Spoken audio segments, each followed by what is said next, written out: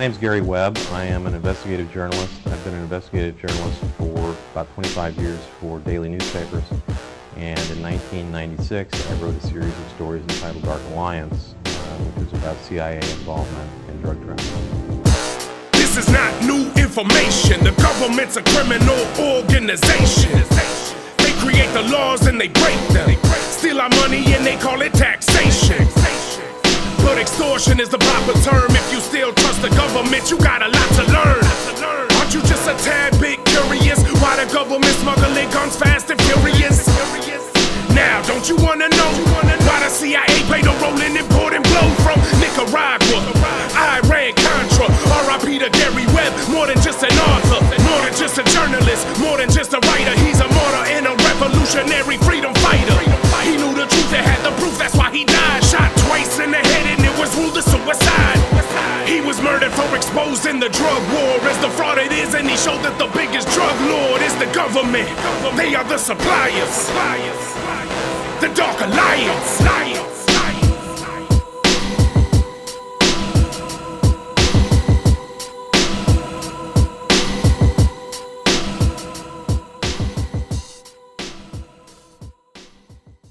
My story showed was that the cocaine that was being sold in those neighborhoods was coming from mainly one source, and this one source was being used to finance a guerrilla war in Central America.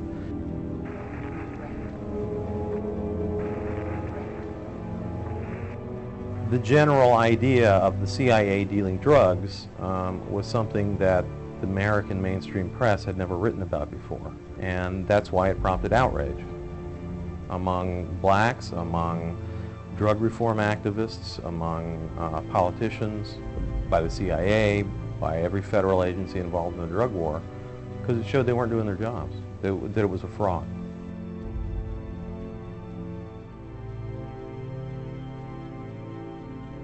Right after we published the stories, the support we got from the media was very favorable. Newsweek magazine did a big piece on the story and said it was well documented and well researched. The website was getting like 1 million hits a day. There were marches in Watts, there were marches in Compton, there were candlelight vigils. Every California senator demanded an official investigation. So the story itself was really building momentum. The government reaction was no reaction.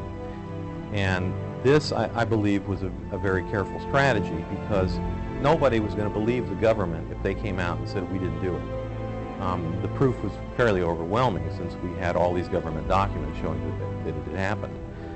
So what happened was they let the so-called liberal press speak for them.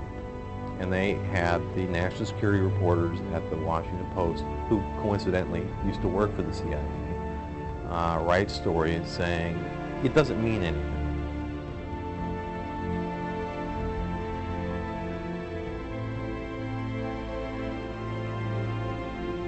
It was a distraction from what the story said, and it became sort of a media war between the Mercury News, which stood behind the story at that point, and the rest of the establishment media, who wanted us to back away from it.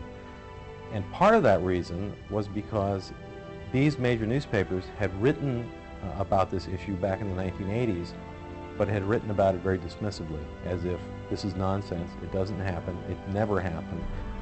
And then 10 years later, we came back with documentation showing that it was absolutely true, and that it was worse than we had imagined. We had gotten a story out around them, and we had gotten it out in a big way that they couldn't control, and that was through the internet. And I think a lot of this was directed to the Mercury News to say, we don't care what documentation you have, we don't care what kind of story you've got, we set the national news agenda. And if we don't like your story, we will kill your story regardless of its truth.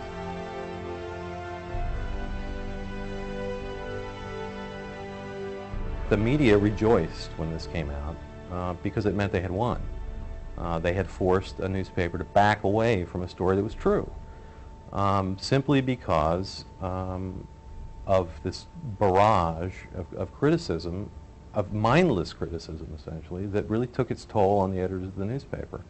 And they were they were being seen as sort of outcasts from the club. And I think they made a political decision that it was better in the long run to take a dive on this story and get back in the good graces of the rest of the media.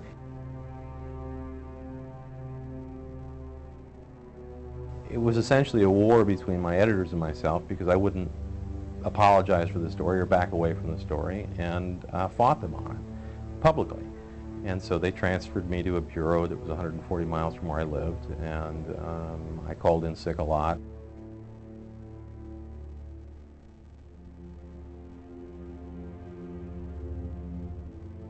One of the things I'm proudest of in regards to that story is the website that the Mercury News set up, because it really was the first time that a newspaper brought its readers not only into the interior of the paper, but into the reporters' notebooks. You know, this was a story that, as I told my editors, had a very high unbelievability factor built into it. A lot of people were going to say, this can't be true. And this story became a sensation because of the website, not because of the story, but because people could get to it. And they could never have gotten to it before because the San Jose Mercury News is a small regional newspaper in Northern California that you couldn't read if you lived in New York, or you couldn't read if you lived in LA. But this story you could read anywhere in the world and see all of our documentation. So it became, and we did this on purpose to make it very hard to knock down, to make it very difficult for people to say this didn't happen. But they said it didn't happen anyway.